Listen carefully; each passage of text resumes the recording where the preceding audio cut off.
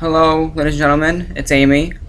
Apologies for the poor audio quality. I'm using a different program than I usually use for streaming because the streaming program will not save the files to my computer, so that's all the reason for that. This video, if you read the title, is going to be very serious and very personal, and I'd like to keep it brief. I was considering making it a big project that I would work on for a while and actually do some editing in. However, I felt that the longer I took to put this video out, the more it would hurt to actually post. Because I don't want to buffer this kind of topic with edits and jokes. I want this to be what I wrote, which I have written down right next to me. And I want it to be honest. This is an honest video. So, HIV, human immunodeficiency virus. I shouldn't need to tell you what that means or what it can cause, but because of the world we live in, the words themselves can lose their meaning. They can be defined by the stigma they drive, or can simply be ignored in light of hatred towards it. What HIV is a disease that makes you unable or less able to fight infections or illness. But there's other aspects to it that are very serious. There's a lot of things about it that some people just don't understand, and I hope to clear some of that up. So, first thing I should say is that I've seen a few videos on YouTube of people talking about their stories of having HIV and people talking about their experiences with dealing with it. And I'm not trying to undermine any of those. I'll actually put a few that I liked in the description of this video. I want people to have more options to look into this kind of thing so that they're not confused by anything I say. I need to clarify, I am not an expert on this. I've just had it my entire life. And yeah, I know enough about it to where I can talk with some authority on it, but I'm not a doctor, I'm not an expert. I'm just someone who's experienced it. But like any other story, this one's going to be tailored to me. It's my personal true story of what I've gone through my entire life of having this. So, without further ado, I will now go into it. My name is Amy. I am 20 years old and have been HIV positive for pretty much 20 years. I was born in 1999, which was not a bad year for HIV. In fact, there was a lot of breakthroughs that have happened before and since then. But it was a very heavy topic to talk about in anything, in the news, in public. It was something that was very taboo for a very long time. Still kind of is. And that's all around the world. The UK, Canada, South America. People didn't like talking about it because even when it was first starting out and people were dying from it, there was still a stigma that it was only contracted through rough gay sex, which sex is going to be a strong topic in this video, and I will give warnings before I talk about those topics. What is on my hand? I need to focus. And I'm not going to script this. I have my script here. I am reading off of a script, kind of, but I'm also just talking. So, when I was born, I was immediately taken into foster care because my mother, my biological mother, she did not take care of herself, and she did a lot of things that I don't approve of and that she is suffering because of.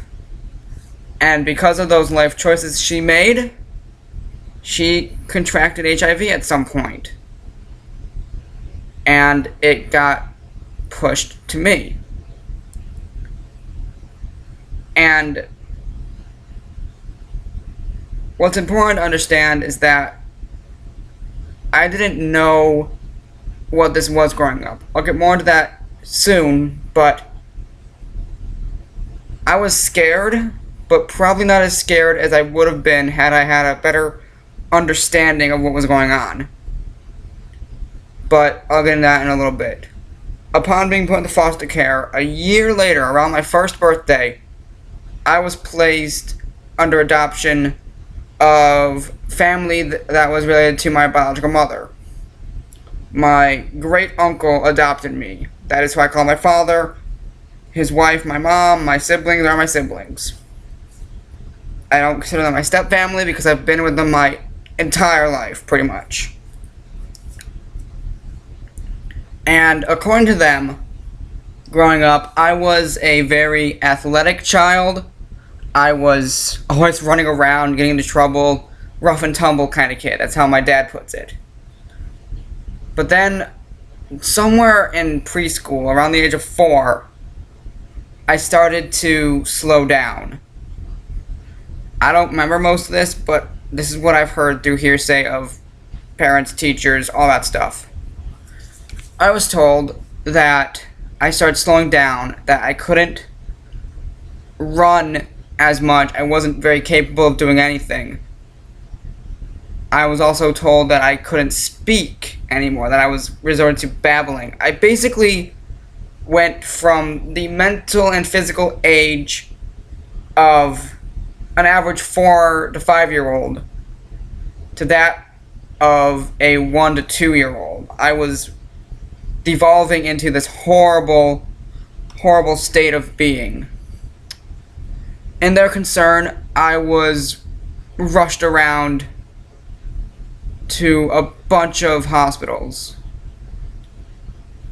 I went to several hospitals here in state and out of state too, I believe. I'm not entirely sure about that though. Until about, I want to say a year later, maybe half a year, I was sent to the University of Michigan Hospital. And there they ran a few tests. I think that's where I had my spinal tap test, which I remember very vividly as being one of the most painful experiences of my life. Because the needle is like this long, and it went directly into my 4.5-year-old back. So that was pleasant. But upon going to U of M, they diagnosed me with HIV/AIDS. Because at that point, it had taken so long to get a diagnosis that I was not likely to survive. They diagnosed me with HIV, and shortly after, Make-A-Wish showed up. And if you live here in the States, and even if you live out of States, you probably know who Make-A-Wish is. That is the program that gives kids their final wishes. And I decided to go to Disneyland, which I don't remember, and I'll get more into this in a second, but long story short, I was dying. I was absolutely dying. But I was extremely lucky that my parents and the town I lived in put in a fundraiser, a golf tournament fundraiser, to raise the money to pay for my treatment and whatever else came along with that. And we made it. I'm not sure you noticed, but I'm still alive. Which was not ever likely to... It was not ever likely to happen that I would survive. I was dying. Like I said, Make-A-Wish, Disney. Yay. And of course I'm going to get into stories in a minute. I do want to get some information out first. So...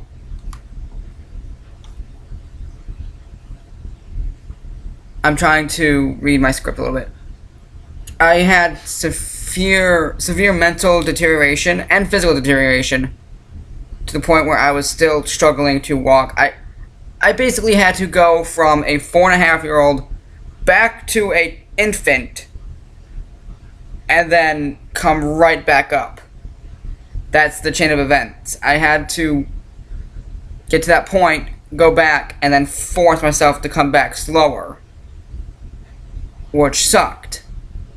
But now I want to discuss treatment and medicine involved with this illness. Initially growing up, I was put on liquid medications. It was 4 or 5 tubes of different medications, and it sucked. I remember very vividly they tasted horrible. There was even one that looked pretty much like vomit mixed with diarrhea. It was disgusting. I recall growing up throwing up constantly in the morning when I was forced to take this medicine. I took it twice a day. Once in the morning, once at night. 4 or 5 tubes. I threw up a lot. And of course, being a child with mental deterioration who cannot understand things very well, I was forced... Oh, that stopped. Nice. I was forced to... I was struggling with my thoughts.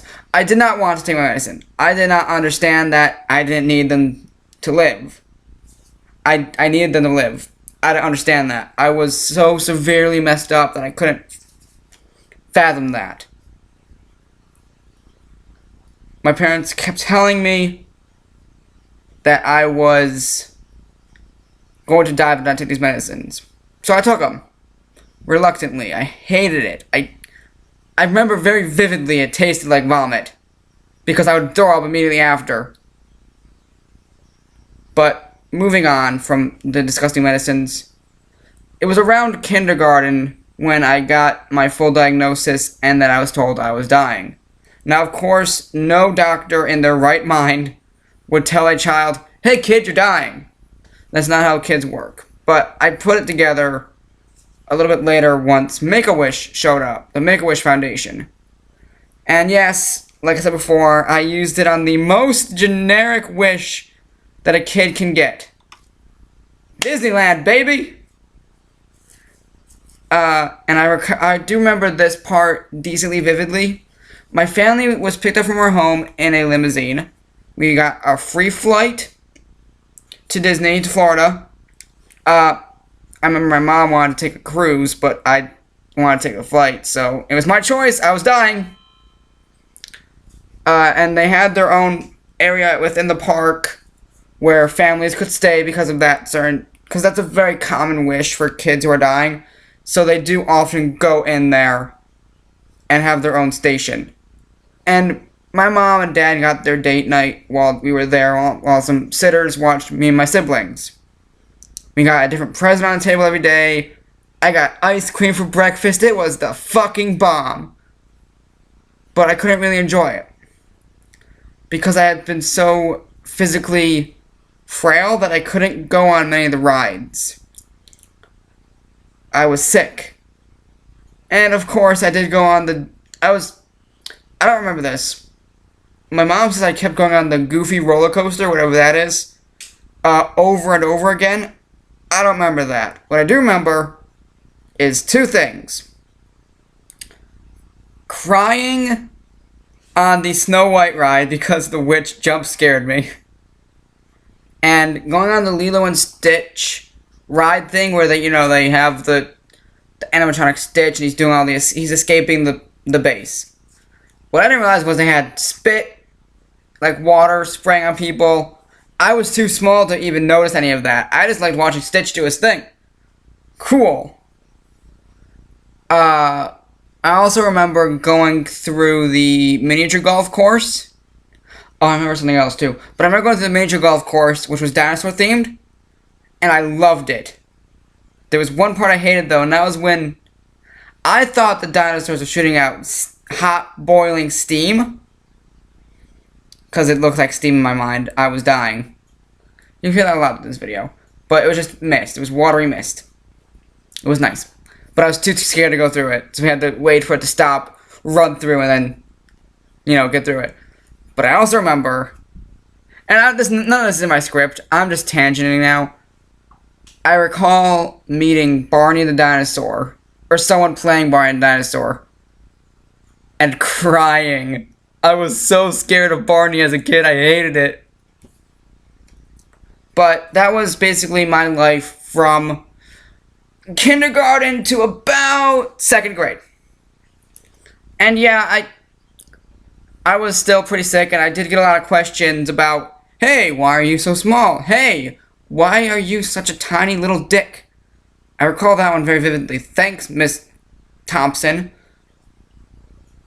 Thomas. It was Thomas. Thomas or Thompson. Kindergarten teacher, call me a dick. Thanks. First time I heard that. She also hit me once. Moving on. So that was my life from kindergarten to about 2nd grade. Because a little bit after my 7th birthday came another aspect of HIV that people seem to forget is a thing that can happen. I was diagnosed with type 1 diabetes, which is classified as an autoimmune disease, just like HIV is. And it is pretty much the determining thing that doctors keep saying, that because of my HIV is because I have diabetes. Yeah, that's correlation causation. HIV led to diabetes. Got it. I was around 7, and it was weird. I kept using the bathroom over and over. I didn't feel sick. I didn't look sick. But I was peeing so much, like once every 10 minutes. Too much for a 7-year-old. Too much for anybody, actually. That if you pee that much, see a doctor. And I spent a few days in the hospital, 3 days. And I was diagnosed with type 1 diabetes. Now, because I want to keep this video a little lighthearted and not super scary for myself or others, believe me, telling this story is extremely scary for me. I am trying to keep it light. But I remember being in the hospital and playing video games while I was, in the hospital. Because they had a room at U of M where you could play video games in the corner, and it was fun. Yay. I was still dying of diabetes. Now, when you're diagnosed with diabetes, you're told straight up, hey, you like shots, kid? Because you're going to have to take them every day. All the time. Ugh. And that was my life. Now, to my own credit, because I was still scared, and I was definitely still confused, but to my credit, when they said that I would have to give shots every day, and that I'd most likely have to give them myself, I just said straight up, hey, give me the needle, I'll do it myself, and, injected the insulin. And the doctors were impressed. They actually were genuinely impressed with me, but I was still scared as hell. And of course, I was also terrified to do it at home. I was very apprehensive to the idea of giving shots and poking my finger. That one still sucks. But anyway, there is also another aspect to both these diseases, that if you get sick, you might not get better. And that's a very scary thing. And I'm going to get into a few things in this video. The first thing I want to get into right now is that I want to talk about how simple it is, or how easy it is to die from any disease because of how fragile my immune system is. I gotta sneeze.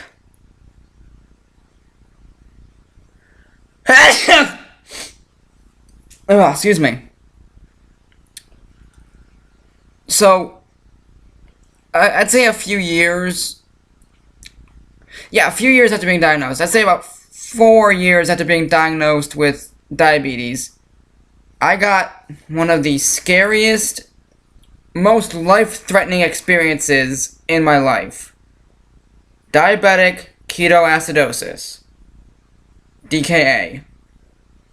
And, again, I'm no expert, but what that basically means is that there is too much glucose built up in my body, with no way of attacking it with insulin. I was not receiving insulin very well. For whatever reason, my body was resisting the insulin injections. Now, I was not the best with my insulin growing up, but this was not my fault. My body was not retaining insulin at that point for some reason. It is now, though. I'm getting better.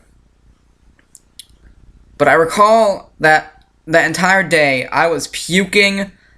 My dad had come over and told me that, hey, you're puking, have some crackers. They'll dry your throat out and you won't throw up anymore. Yeah, I wasn't throwing up, but I was dry heaving horribly. Every cracker I ate just, and it was disgusting and it was horrible. I was in intense pain. I'm talking the kind of pain you feel when you get, let's give an example, sliced in the stomach by a knife because you're getting mugged. Not that I know that from personal experience, right? It's crazy. But I did have a lot of pain. But I did not go to the doctors until way later in the night. My mom said that, hey, you're not feeling good. Sleep next to me tonight because I want to keep an eye on you. That's fine. So I did, but my breathing was so stunted and so strained that I was just rushed to the hospital nearest to where I was living. Maybe about 2 or 3 miles away. And upon arriving, they said, he is in severe DKA, he needs to go to the ICU. My mom, being the smart lady she is, said that I'm a U of M patient. I should go to U of M, because they have all my stuff on file, they're reliable, and they're safe. That I agree with all of that. But to get to U of M, which was about a 30 or 40 minute drive, they said, okay, you can take the ambulance, and he might not make it, or you can have him airlifted. We chose the latter, and I hated it. I hate flying in general, but that was just a terrible experience. Upon arriving, my mouth was so dry. This is the only time I remember ever connecting the dots between being a kid and having that mental deficiency and being almost an adult and having that physical deficiency. The dots were connected. I could not speak. My mouth was held dry, I couldn't speak. It was that bad, and they kept shoving needles in me without, asking me first, because they were trying to keep me alive. 5 days in the ICU, 3 days in general emergency care. That's how sick I was at the time, and doctors did tell me that because of my HIV and because of my diabetes, that it is a genuine miracle that I survived. And I got DKA a few times after that, for other reasons, partially because I'm apprehensive and stupid, or was. But at no point was it ever that severe again. Now I want to talk in detail about stigma. The stigma of, I'm going to adjust my camera a little bit, there we go. That didn't do anything. The stigma against people who have HIV. And these are all real stories, and I'm going to give a brief warning to anyone who doesn't want to hear about this, but there is instances of being pressured into underage sex on more than one occasion, and fear of sex in general. So, if that's not your cup of tea, if that's something you don't want to hear about, you can leave now, or I could put a timestamp in the description, but this is going to be pretty much the rest of the video. So if you don't want to stick around for that, then please leave now. So,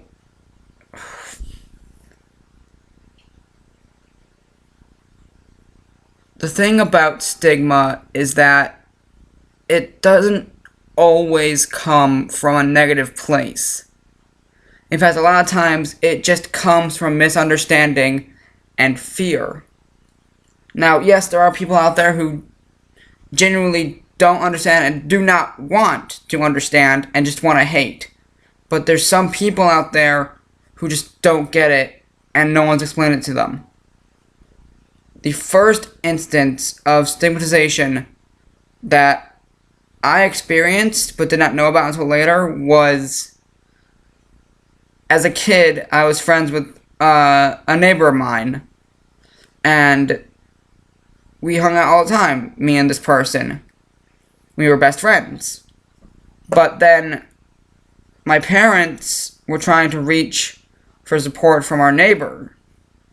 You know, my friend's parents. And they told their parents about my illness. Now, I was not there for this, and I do not remember any of this at all. But I do remember not being able to see that person anymore. Because their parents were scared. I don't blame their parents for being scared. I don't blame anyone for being scared of this thing. It's a scary fucking thing. But it's something that I feel like once you get to a certain age, you should try to understand just a little bit more. If you're still scared of it, that's your prerogative. But if you understand it more and are still scared of it, then it's a little better to me, because you know what you want to be safe from and what you can be safe from. Now, I've always wanted to be open about it with people, especially after 5th grade. After 5th grade, I decided that I wanted to be open about it. But being so young, my parents said, no, you can't tell anyone, especially the school. None of your teachers can know. And this was because during school, especially grade school and middle school, there were no... The teachers and the school board refused to sign an NDA, which is a non-disclosure agreement, or a confidentiality agreement. And this was obviously because they wanted to keep their students safe. They wanted to make sure that, hey, our students know what's happening, that way they can be safe. But because of their disagreement on that, no one knew. And yes, that was to protect me, because some people would probably call for my removal from the school and I would be screwed. I get that. But comparing that mindset to how I was to how I am now it sounds insane. But the thing that really got me to want to be open about it was,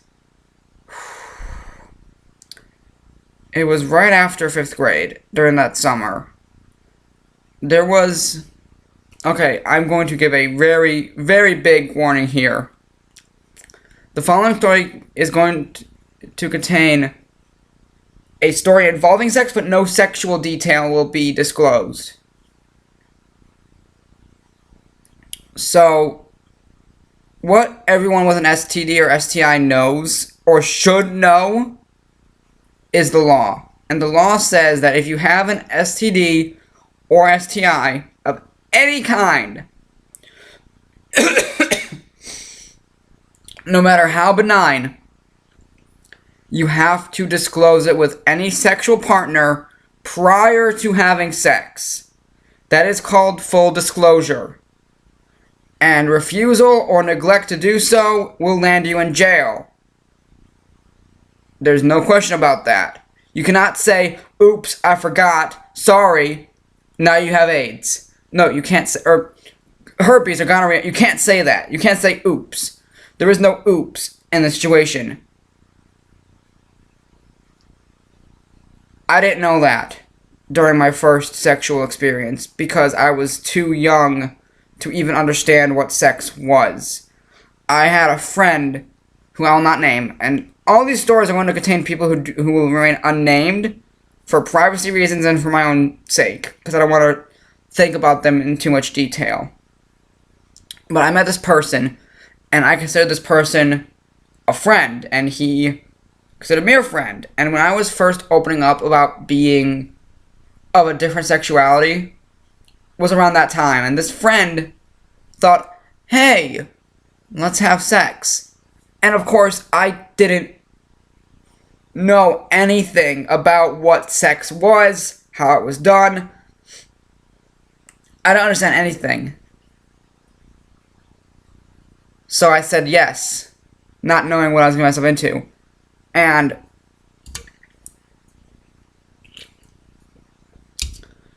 we did not do anything. We did not even we got to the point of being naked and hugging. That is all I remember, and all I think that happened. And this story goes way further than this instance into a story I will describe probably never. I don't want to talk about it. It's fucking horrible. But I didn't know about full disclosure.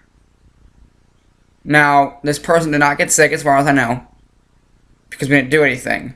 But it was after this point when I was forced to understand what full disclosure was for separate reasons that I will not get into. That was my very first sexual experience. So after that, I was like, okay, now I get it. Now I can be safer in the future. But the problem with that is that I didn't understand people. I don't understand people in the fact that some people don't know right from wrong, and they don't know what's good for them or others. This became clearest in the next story I will tell.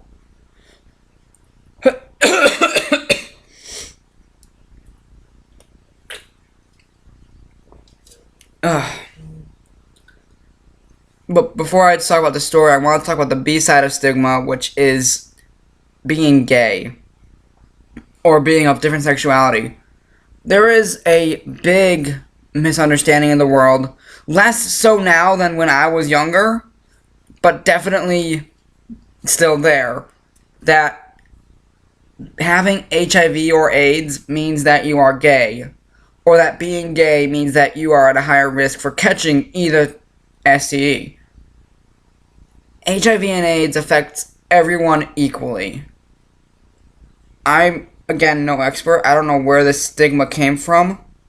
But if you go on any forum, like, okay, especially Tumblr, which is toxic enough as it is, you go to the HIV side of Tumblr, and everyone's talking about having raw gay sex, and that's how you get it, and that makes it a bad thing. It's a double whammy of being attacked for being gay, bisexual, pansexual, whatever, transgender, along with being attacked for having an STD. And this happens with any STD. I've seen people get attacked for having HPV or herpes or gonorrhea. Gonorrhea, it's scary, but when talking about, say, herpes, there's a lot of people who have herpes that are benign. I won't give an example because I don't know right now, but getting back on track, 7th grade. This is gonna suck. Alright, 7th grade. It was my first experience of being outed. I did not fully agree to come out when I did. I was simply outed for other reasons. Reasons that I do not want to get into. But when I'll just say gay for simplicity's sake, because I don't know how to describe myself, but being gay, I was pining after a lot of different boys, but none of them took interest in me. Until there was this boy. He was in my class, and he wanted to pursue a relationship. But his idea of relationship was overtly sexual. He did not have an interest in me other than my body. And I'll explain why that is in a minute. Or how I know that is in a minute.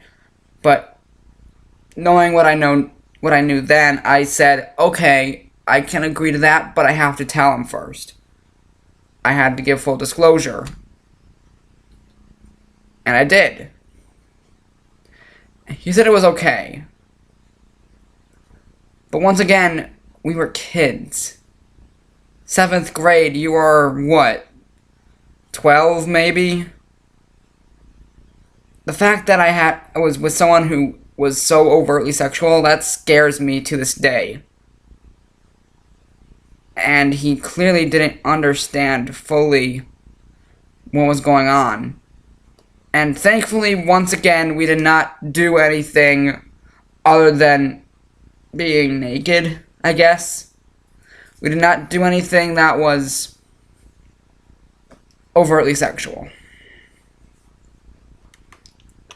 But what scared me about the situation was that he said he did not care about me at the end of the school year, because I pined after him until the end of the school year.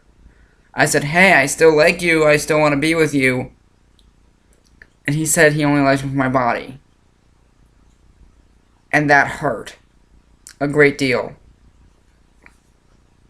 Especially because I decided to disclose that information to him. Because at this time, I was not open about my HIV status. I told him because I had to. And thankfully he did not tell anyone else.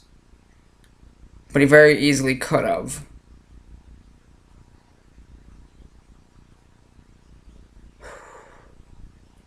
The age of consent in Michigan, the state I live in, is 16. So long as one or more partner is not an authority figure over 18 years old. So a 16-year-old can be with a 16 or 17-year-old. 16, 17, and 16, 17, you can be together. Do your own thing. I don't care. But if it's 16 and 18 and up, that's where I believe that becomes illegal. But when I was at the age of 16, I had a very, very close encounter where I was the instigator of a sexual encounter. It was at a carnival near where I used to live. You know, rides, food, whatever. And I saw a bunch of, there was food, there was carnival rides, teen angst. And I decided to approach a couple of teenagers, probably a tiny bit older than I was, maybe 17-ish, who were vaping. Makes me think they were older now that I think about it, but I still pursued it. And one of them was pretty cute. He was handsome, he spoke very eloquently, and apparently he saw the same in me. He asked if I wanted to go on a ride with him. I agreed, and we got on a ride. Now, this ride was kind of like a Ferris wheel, except the cages flipped upside down and spun, and I didn't like it. I still don't like those kinds of rides. But we got on the ride, and of course we're waiting for other people to get on the ride while we're propped up a bit above the ground. And we start making out in the way that teenagers do, that kind of shit. And he gently pulls my hand towards his pants area. It was towards his dick. He tried to give me that kind of stuff. And I saw where it was going. So once again, I disclosed. And we stopped. Of course, the ride was starting at this point, so we couldn't really do anything anyway. But we stopped. And then, when we got off the ride, he said something to me that it made me feel gross, because it made me understand that I was going to do something that, in at least my situation and my personal ideals, should be saved for someone special or someone that I can connect with. He said, and I quote here, "I don't want to fuck you in the butt." I knew why that was, but I was so saddened by it because I expected it without knowing the person any more than a few minutes. I didn't stay at the carnival. And the reason for this particular story was to show that this can and will happen when disclosing your status. Even if you're with somebody who you've known for a long time, who you've been dating for a long time, if you're about to have sex and you disclose, it can happen that they don't want to be with you anymore. And it sucks. But that is no excuse to withhold information. Because if you withhold information, the only thing you're doing is causing harm. If they know that you have it and they say no, then that's their choice, because they want to be safe. But the thing I want to explain, especially right now, is that there's only 3 fluids that can transfer HIV between people. It is sexual fluids during sex or otherwise. Even if you... Okay, I'm going to be graphic here, so bear with me. If you are even giving a hand job to someone with it, and it gets on you, if there's like an open wound, or it gets in your mouth, even if it gets in your mouth, that's why you have to wear oral condoms. You can still get it. So, sexual fluids, no matter what, but especially during sex. Blood-to-blood contact. So, say you are out at the park and you cut your hand by accident on something, and someone has another cut and you touch blood. That's how it happens. It is a blood-borne illness. And finally, breast milk. This is why parents with HIV, especially mothers, only mothers, men can't breastfeed. Mothers with HIV should not breastfeed their children, because they can contract it from that, which is terrifying. But that's what I want to say about that. And we're coming up on the last couple stories here, but I'm almost done. The next story I want to tell is a bit out of the chain of events, but I want to talk about it now because it's important, and B, it's darker, and I want to save the last story as a lighthearted ending to the story. So, this next story happened actually very recently. It was within the year. I had met a man, on a dating website. And he and I, after speaking for a while, decided to meet up. And when I say a while, I mean like 2 weeks. And we had sex. Now, at this point, I was already disclosing it. I had disclosed it to him prior to even meeting him. I disclosed it to him, he understood, and he still had sex with me. Which was great. That was the first time I ever had actual sex. It was the first time I'd ever gotten to the point of having physical sex with somebody. Every other time before that, it had gotten stopped, or I didn't let it go any further.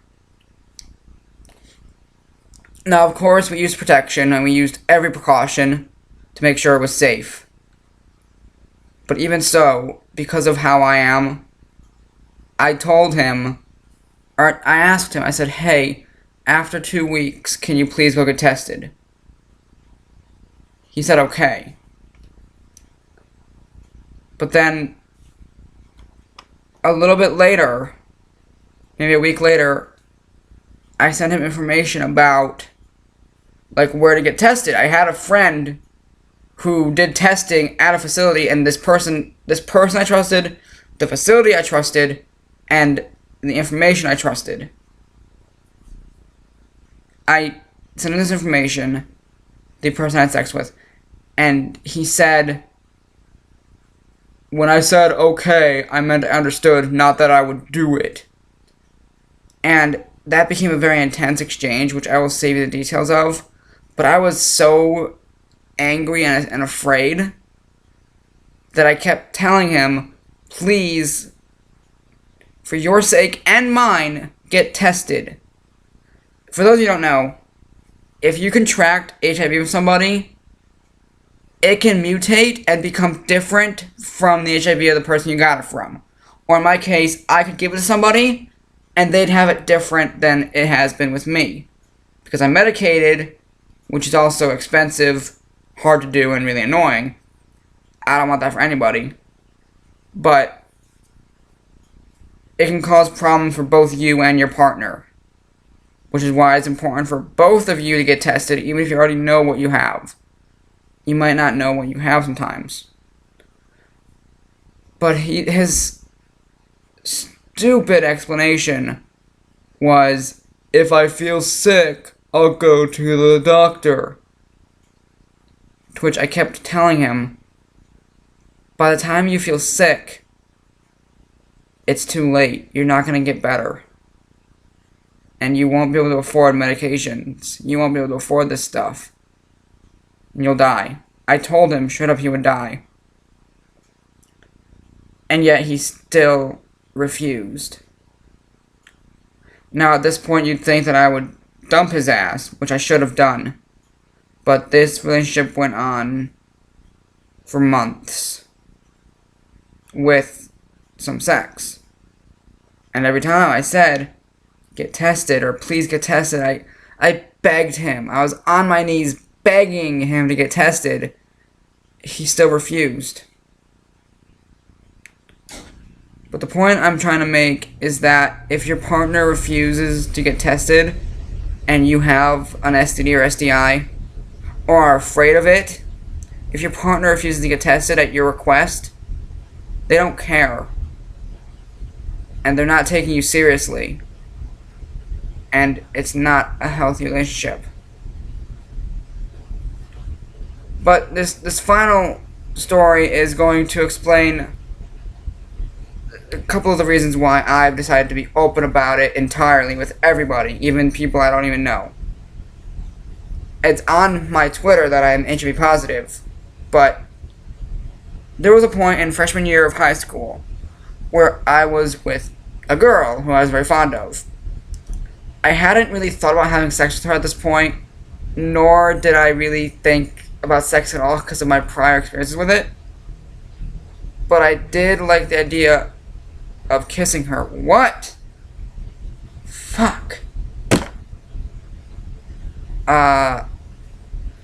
And then that got my brain going into this thought pattern of thinking about different things. Particularly, I thought about my diabetes. How often I bleed because of poking my fingers and doing shots. And I thought, there's every opportunity that she could get it and we don't have sex. At that point, I decided to tell her about my illness. I called her up and told her that, hey, because of how much I bleed and how much I worry about it, I need to tell you I'm HIV positive. Have been since birth. Those are the exact words I always use. I am HIV positive, have been since birth. And because of other reasons, and I mean valid reasons that I'm actually a little bit happy about, we broke up that night. And it did not have anything to do with my status. Believe me, I've known this girl a long time, knew her. We don't talk anymore. But that was the reason I told her, because I was scared. I am scared of anyone ever catching this, especially from me. That's what scares me the most. That's my worst nightmare. Is someone else getting sick because of me. But the reason I am an advocate of being so open about it is for the exact reason of safety. No matter how safe you think you are at keeping other people safe from this thing, they're always safer if they know. Even if their idea of safety is avoiding you. If someone finds out about it and they decide to hate you for it, it sucks. And it hurts. But at least they're safe. Recently, I had the opportunity to give a speech to an LGBT support group regarding HIV awareness and safety. And these kids, these were like teenagers, about 16 to 19. A little younger than I am. Little younger. But I gave my speech, I told some of these stories, and then I asked them to ask me questions, if they had any questions for me. Every single hand in that room, excluding my friend who also did HIV testing, shot up, and they had so many questions for me, and my heart soared because they wanted to know more. They wanted to be able to understand this thing better so that they can be more thoughtful and they can be more safe. No matter what your view on HIV or AIDS is, we all know it's a sucky thing to have. I just want people to be safe. I want people to... I wish there was less stigma. Yes, I wish that people weren't so hateful about this. People fight so hard to stop the stigma, but it's still there, and I wish it could stop. I know it's not going to. But what I want most of all is for everybody, people who have it, people who don't, to be safe. And that's why I made this video. And yes, I rambled, and yes, I went on and on about certain things, and I got distracted. But this was not easy to talk about. I have friends who told me not to make this. I don't care. If me telling my story can help somebody, then let it help them. And that's actually it. I think that's it. I just want everyone to be safe, and I want everyone to understand a little better about this.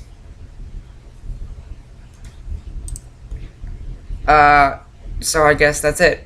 Okay, I've neglected talking about it too long. I know I changed my hair. It's noticeable. I didn't bring it up at the beginning because I didn't want to distract people, but it's already distracting, so I'm going to talk about it now. I dyed my hair. That's it. That's the entire thing. So, that's my story, and thank you so much for watching.